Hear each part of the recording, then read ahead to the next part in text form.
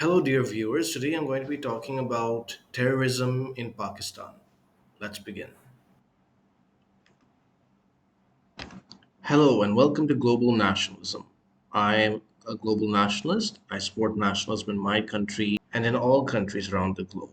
Today I'm going to be talking about nationalism in a South Asian country. The country for today's topic is Pakistan and terrorism within Pakistan that has been affecting it and its neighboring countries. Pakistan has had terrorism since the 2000s, although it has promoted and supported terrorism against Soviet Union, the Afghan secular government, and the Indian government before that. Basically, their terrorist their Islamic terrorist organizations began in the Cold War when the United States worked with the Pakistani ISI to create the Islamic Mujahideen to fight the Soviets and uh, kick them out of Afghanistan, which they were successful at. Now, unfortunately, after that, uh, those fighters were not uh, integrated into various countries. They were not in any way supported, so they simply went rogue and became what we now call the Taliban. They took over Afghanistan. Some of them became Al Qaeda, and the rest you know is history. They came to Kashmir after Afghanistan and they started terrorism in Kashmir. They killed uh, civilians, military officers. They drove out and exiled the Kashmiri Pandits. So then there was 9/11. And yeah, I just want to say that how this has affected Pakistan and how it is continuing to affect Pakistan. The reason I'm talking about this is because of the recent terrorist attack in Anantnag, India, in Jammu and Kashmir, where several army officers and one police officer have been martyred. And yeah, it's a serious and solemn moment for the country. And there is some anger, a lot of anger against Pakistan. And I'm making this video for Pakistanis to uh, tell how an Indian views the situation of terrorism in your country. Let's get started.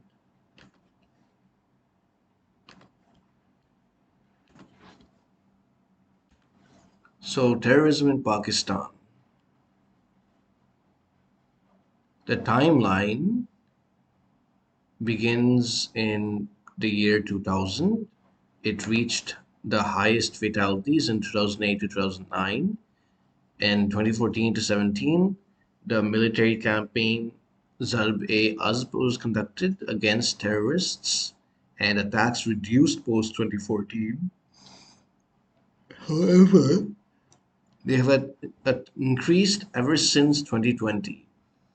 Basically, in 2000, the uh, there were a few terrorist attacks, but not many. These were from the Pakistani Taliban and the Afghan Taliban, and I have spoken about terrorism in Afghanistan in a previous video. You'll see a link to that on the screen. The highest terrorism fatalities occurred in 2008 2009. Interesting is that 2008 was the same year that India was attacked on 26/11 by the Lashkar-e-Toiba terrorists, and that the terrorists, when it got out of hand, not only against India but also within Pakistan itself in that year.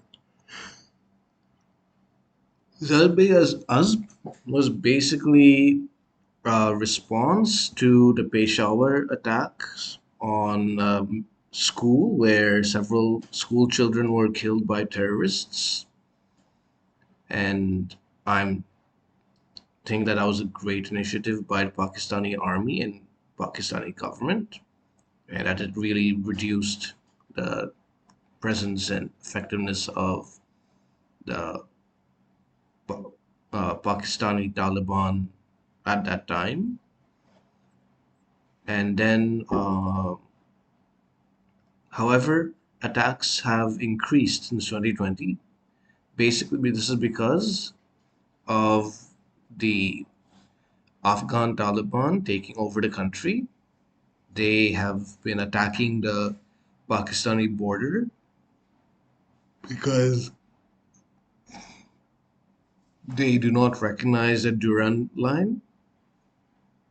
And so many Pakistani soldiers, police officers, even civilians have been killed.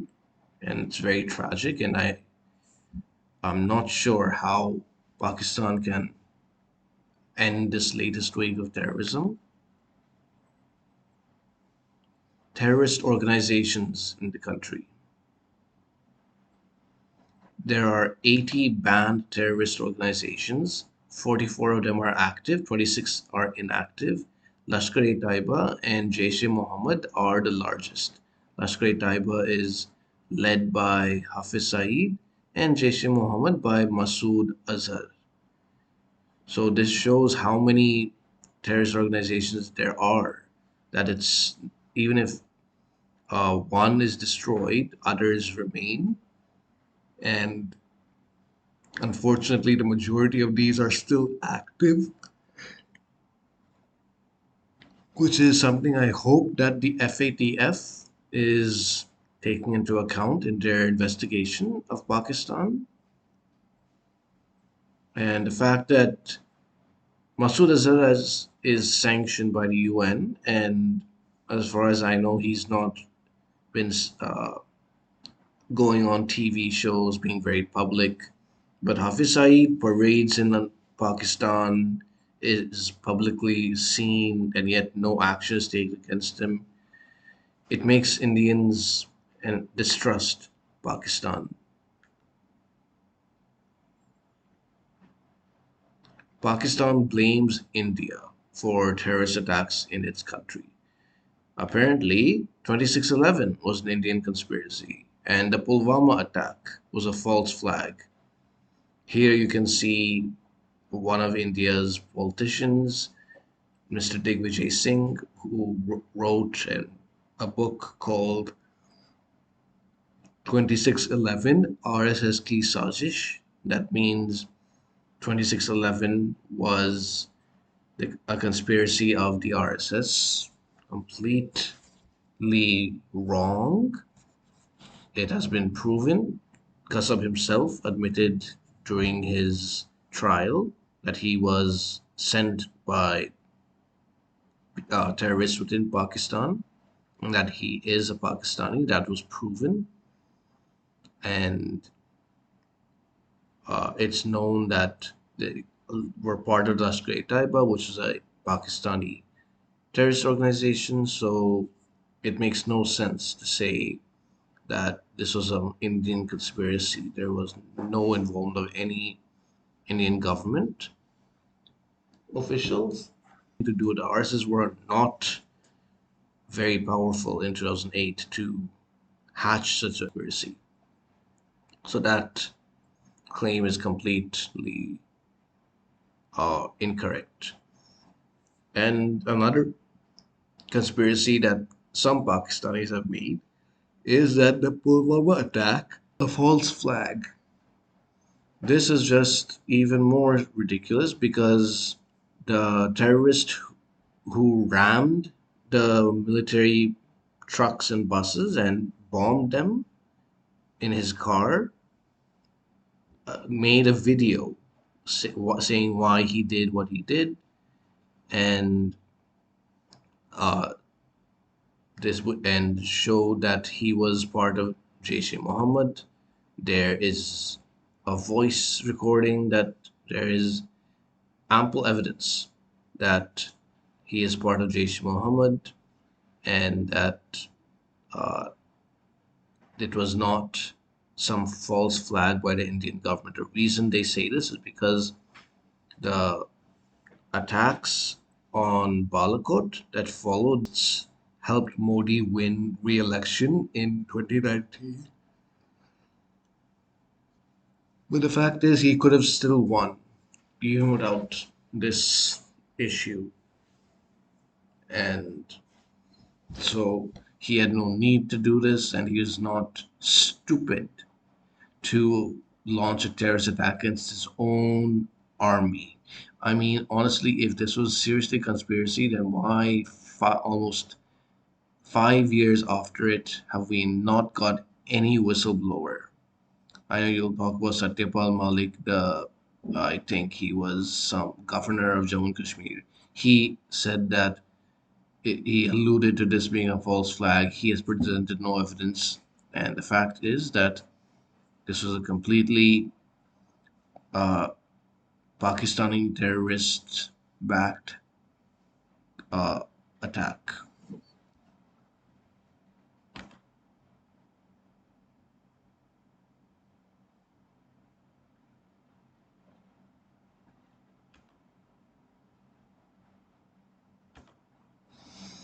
So that's basically it. I think Pakistanis need to understand that the Indian Congress is not as secular as you people think it is. You think secular means that they are not even they are not they don't have a religious character or any religious bias. First of all, I'll say that they are not a religious or political party. In that case, yes, they are secular. However, they do have a bias. They are softer against terrorism committed by Islamic radicals and are much harsher when they say that talk about terrorism created by uh,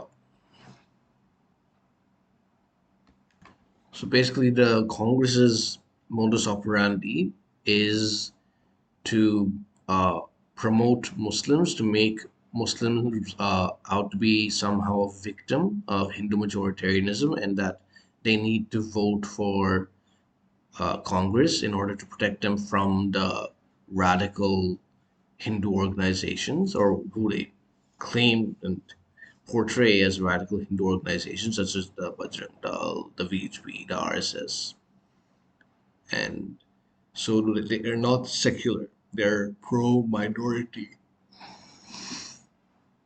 and they've become quite leftist in their orientation, specifically on cultural issues. But that's a separate topic for a separate video. So basically, when you shouldn't be supporting, if you want your own country to be led by people who aren't going to do minority appeasement and want your country to have uh, true character of its majoritarian population, if you uh, want it to be independent, prosperous, and self sufficient, then I think you would be Imran Khan voter, and I would hope that you don't support our Congress party because they are much like your uh, other parties led by Sharif and Bhutto, which are dynastic parties where people only get to the top based on their familial heritage. So, and Congress is much more corrupt than the BJP. In fact, the BJP at the center has committed no uh, corruption so far. We've not seen any big proof of that. So,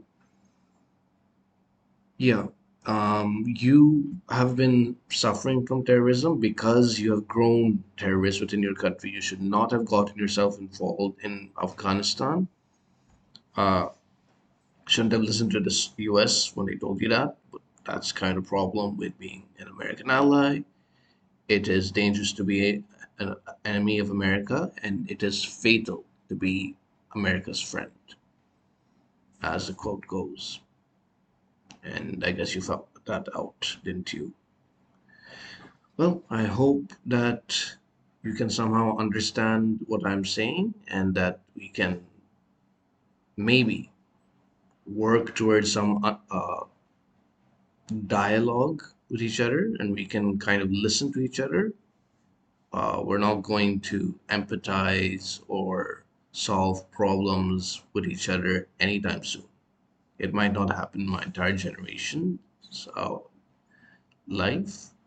However, perhaps the next generation will be able to work together to create peace between both our countries. And yeah, that's all I wanted to say. Please share your thoughts on this video in the comments section. If you want to see other videos about nationalism in South Asian countries, click here. If you want to see my previous video, click here. If you want to see the sources I use for this video, click the links in the description below. Thank you for watching. Vande Mataram.